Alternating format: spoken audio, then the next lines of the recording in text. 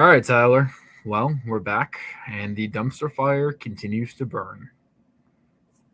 Wouldn't expect anything else. It's politics as usual, as they say. And so, I know we want to talk today about a couple different topics. There's a lot of things going on that are being thrown into the dumpster fire every single week, but, some big things are starting to really heat up. It's 2026, midterm elections. I know last episode we covered a lot on the redistricting, and a lot of the congressional races are getting changed up. Since then, we've seen, the Supreme Court of Virginia reverse the redistricting that the state wanted to do. And since then, we've also seen the United States Supreme Court reverse Section 2 of the Voting Rights Act in some ways. Yeah, I mean, you're seeing a lot of states in the South now looking to redistrict. I think Florida's looking to add four more red seats. Louisiana won, Alabama won, South Carolina. So yeah, I mean it's crazy. You look at Virginia. Yeah, they had four seats that were supposed to go Democratic, or at least projected Democratic, and then that maps out the window. And you have the right capitalizing on the Supreme Court case where they're adding all these districts in the southern half of the United States. Yeah, I think it's up to nine additional congressional districts that their GOP is expecting to pick up from the South alone. I mean, this does bring up the question around the VRA in blue states, but I think that's a future episode we can really talk about. But I know we wanted to talk today a lot about some of the dark money that's going around into different, congressional campaigns. You think a lot of people talk about this all the time. You think of different groups that are just flooding millions of dollars and hundreds of thousands of dollars into congressional campaigns, and that's more of a modern thing. I definitely would say, and Mhm. we're both in politics. We both see it all the time from both sides of the aisle too. Yeah, I mean, I haven't received a check yet, but just kidding. But yeah, no, I mean, you see from the right side, you have Elon Musk donating millions of dollars since I think it was since 2022. He started really upping his spending. You have other groups like the Soros back group who fund a The lot of left. boogeyman of the left. Yep, funding a lot of left wing candidates with their money. So you see a lot of these big time donors out here, really helping influence their party in these races, especially in the past, 10 years or so. Yeah, of course that leads to a whole slew of different things. I always like to. One of my favorite things is that everyone says that your member of Congress should wear their jacket, and it'd be like NASCAR, and they put all of their sponsors onto that jacket so that they know who is really funding them at the end of the day. And so, I think, especially coming from a Gen Z perspective, a lot of this, it almost kind of franchises us sometimes from wanting to participate and be involved in politics and be involved in the democratic process that we have in elections and different things. Um, I really do think that, I'm seeing it a lot more now, especially since we're coming into the midterms. It's May, we're moving into the June primaries. You're starting to see, especially in New Jersey, we have a bunch of open primaries. Mhm. We have one in NJ12. We have very contested primary in NJ7, your congressional district. And so we see a lot of just groups and money being thrown behind their behind their candidates, and it is freedom of speech at the end of the day. Being able to do that. Um, and I know a lot of groups, people, fundraise off that of help us, promote our candidates, help us, have your voice be heard. And, indirectly, it is freedom of speech in that regard. It's no different than being able to throw money behind a candidate yourself. And so, I feel like though some people feel that it's a rigged system at the end of the day, especially in the corruption behind it. Sometimes, buying your votes at the end of the day. I feel like a lot of people are just caring about their 9 to 5, care about putting a roof over their head and feeding their families. Mhm. And unless it's like a super contentious like town council race or county commissioner or nothing larger than county level, I don't see a lot of people being super engaged unless it's a presidential year. Yeah, I mean, and you see that, time after time. It's usually the presidential years and then midterm years. You don't get nearly as many voters out, but you still get a good chunk. I mean, even like you look at this year's gubernatorial race in New Jersey. I mean, you still had a much higher turnout for a governor's race than you've had in the past. I mean, we had presidential numbers this past year for New Jersey, at least, but also that was millions of dollars being poured into the state as well. Mm-hmm. Yeah, I mean, money talks. It's the truth behind politics. Money really is the fuel to a campaign. It's tough to campaign on $0 when you get to the congressional races, you get to the Senate, you get to obviously the White House as What well. you telling me you can't just go around and door knock and talk to 735,000 people all in 3 months? I'll tell you what, you can try. You'll get a lot of steps in. You'll probably be looking good by the time they're Yeah, yeah, that should be our new thing. We should go around as we door knock now. We should count our steps. Do some hot girl walks as we go door knocking. yeah, I think that would be good. For one, we're getting a bunch of doors. Two, we're getting our steps in, looking good for summer. So I think Yeah, it'd be good. exactly. Now going back to the money in politics. Like you said, money runs the world. Politics is the mechanism in which it is kind of facilitated. I definitely would say. Um, I feel like, and let me know if you disagree or anything on it, but I feel like a lot of our generation feels that our voices are being suppressed sometimes when it comes to money, and that it's because we don't have the capital, we don't have we don't have money because a lot of us are in our early 20s or in our late teens, and actually even part of our generation is still in their teenage years. um, and so it's those of us that can vote in Gen Z, I feel like sometimes don't feel like that they're being represented well, and they are having a hard time with the idea of people being able to buy their representatives. No, I mean, I would agree. Just from talking to people anywhere, like my friends, talking to people at the gym our age, they feel that way. They feel like their vote doesn't matter at the end of the day, and it's just like you have to tell them that. Even you may feel that way, but it's so important to get out and vote, even if regardless of which side you vote for, even if you vote Green Party, you vote libertarian, it doesn't matter. It's so essential to get out and have your voice heard, because you may think that you don't have a voice, but the reality is you do, because every vote does count at the end of the day. I mean, Stanhope, for instance, Jack Chitterelli won it by one vote, so every vote does count.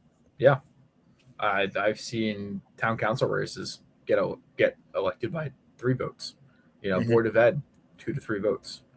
The people. I truly do think that the apathy and the cultural apathy that's created in the idea that our vote doesn't matter isn't true. Especially excluding, I feel like that argument is. You can make the argument for president, sure, electoral college, but some states, like New Jersey specifically, we have majority of the votes go to whoever that candidate is. But as you and I know, everything up to U.S. Senate, it could be down to 1 vote Hmm. and down. So it does matter a lot. It does matter if people go out and vote. It matters in your local property taxes. It matters for our utility taxes. I mean, we're seeing this right now. The consequences of our actions in the past 26 years since 2000. Our energy prices have gone up. We've seen, changes in our property taxes. We have the highest property tax, in the state, or in the country. Sorry. And, you being on the town council side, I know you can tell us firsthand of like, hey, ideas start there, you know? They do. No, they absolutely do. I mean, like, sure, like at the municipal level, you may have the least amount of influence, but you can still make massive changes that directly affect the residents in your town. And No, it's true. exactly. I mean, I would even argue that municipal level, you probably have the most amount of influence. You look next door to Hopakon, your neighbors. I'm going to give a shout out to our lovely ladies, Rachel Rodriguez and Jennifer Johnson, who are running for town council again this year for re-election. They themselves, I've seen it firsthand of them going and talking to their residents all the time, and their main issues, the issues are different on each level. Municipal level, you care about garbage, you care about schools, you care about potholes, you care about your community being safe, and those things can be accomplished. And I think that that's really what makes a bigger difference in everyone's lives at the end of the day. Yeah, we can regulate on the federal level all of these different things. We can regulate firearms, abortion, all whatever you want to say. But at the end of the day, is that necessarily going to affect your day to day? No. But if your car hits a pothole that's the size of the sinkhole that was on Route 80, Oh yeah. that will affect you. Mhm. Your car is going to be all messed up. You're going to have to get a new tire. Like, proper roads, keep making sure your kid doesn't look stupid going to school. It's and I say that as my mother's a teacher. She's been teaching for 30 years, and having good engaged civic population is what's going to create better outcomes for their communities as a whole. Right. I think that was well said. Yeah, sorry. That's my TED talk, and this is why we do this podcast. Exactly. To have our TED talks on these different things. And going to the flip side of that, I know going into the show, we want to talk about Gold Bar Bob, former Senator Bob Menendez, on the corruption side of things, talking about the dark money side of it, and obviously now it's been 2 years. I think he's been sentenced to jail now at this point.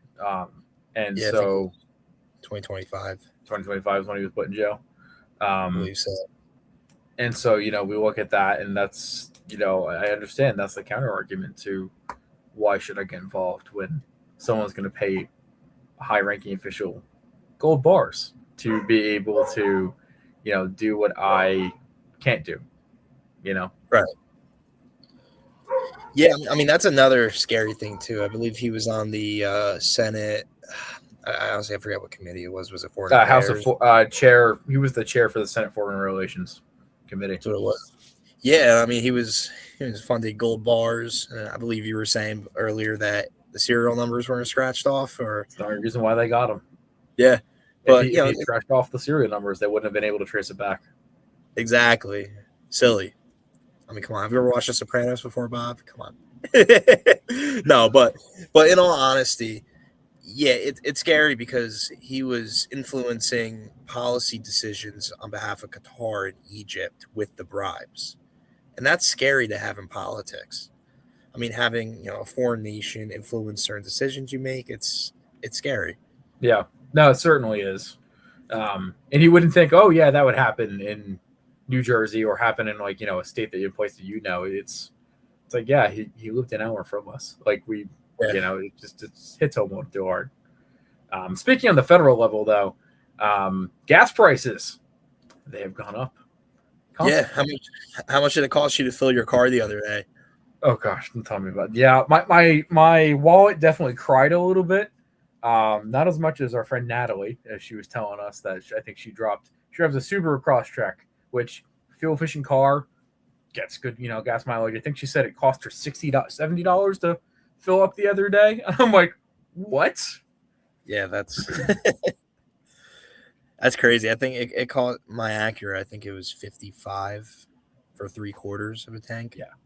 It's gotten to the point now where I'm only doing half tanks on purpose because I'm like, I can't. It's hard. I'm trying to work remotely as much as I can. Yeah. Carpool. I mean, just do anything really. I mean, it's almost up to $5 a gallon now consistently.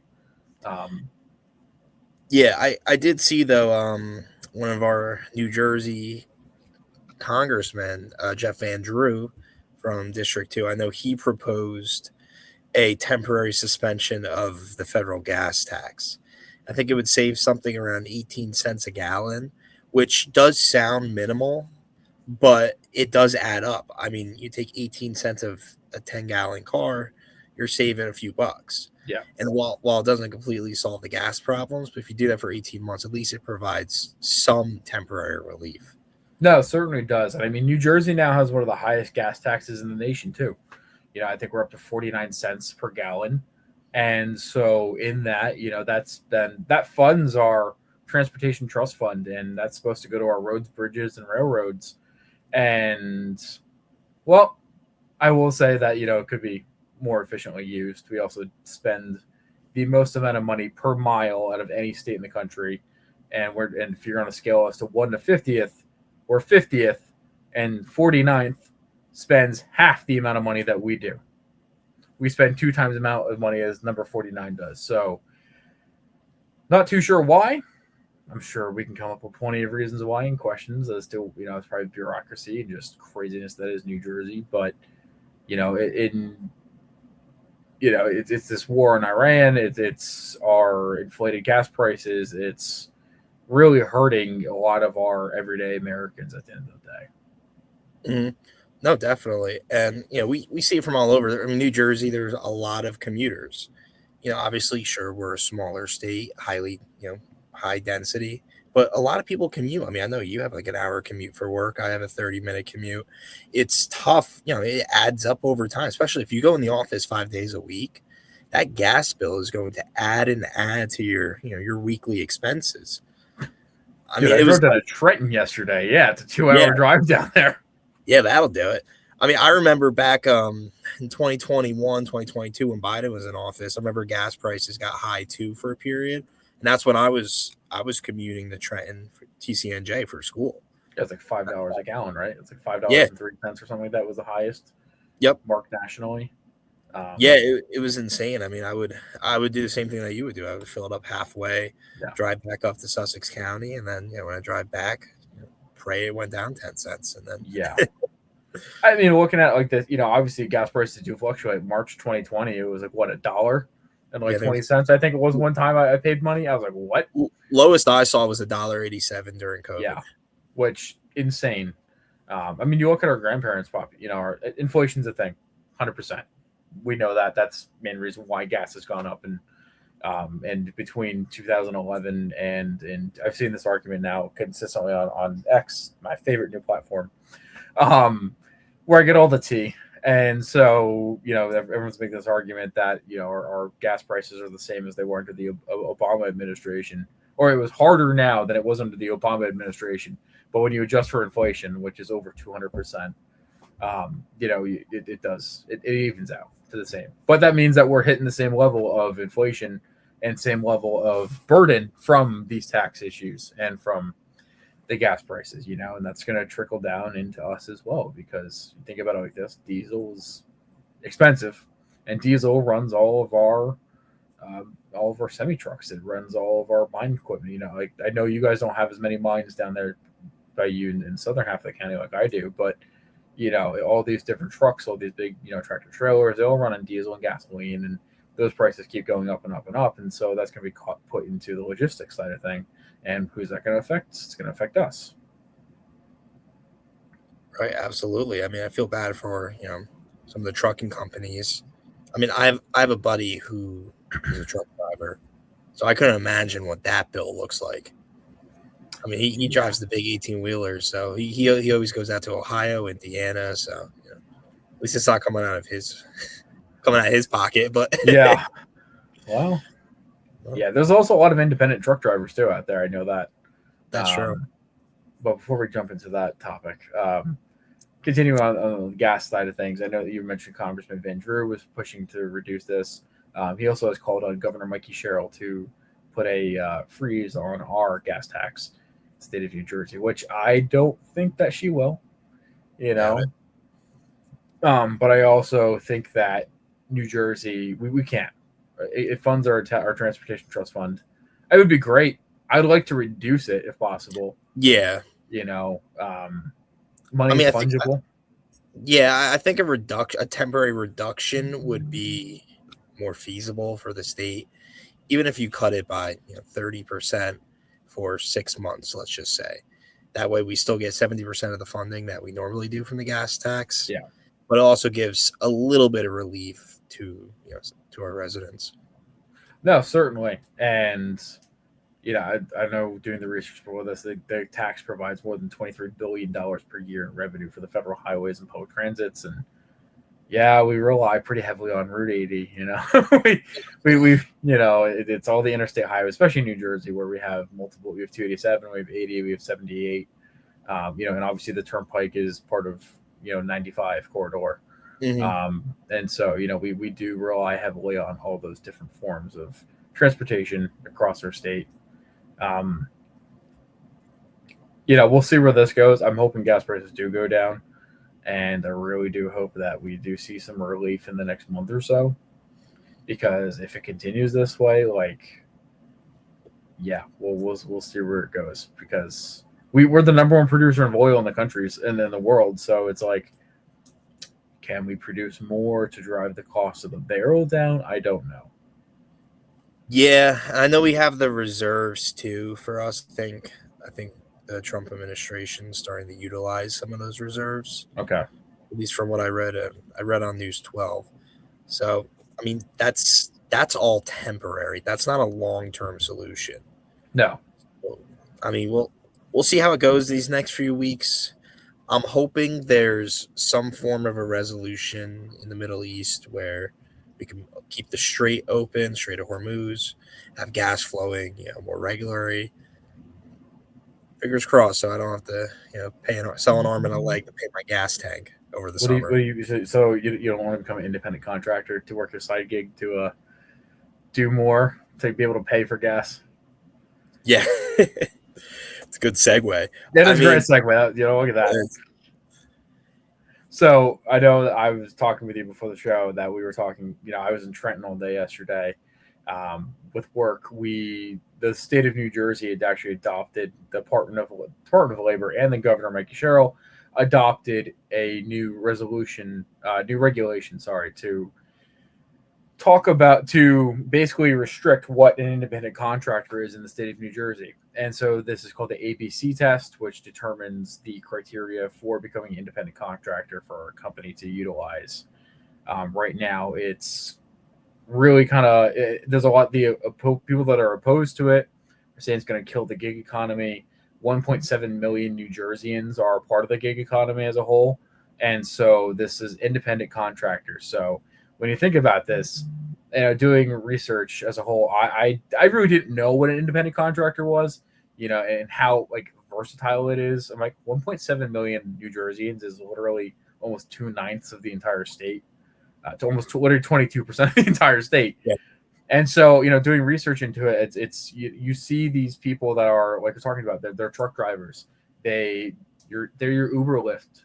They're your Ubers. They're your Lyft drivers. They're your Uber Eats. They're your a lot of service industries as a whole, and service and entertainment industries as a whole are independent contractors. You think about it like this: your photographer, your DJs, your freelance journalists, those that write for Associated Press, they are all independent contractors.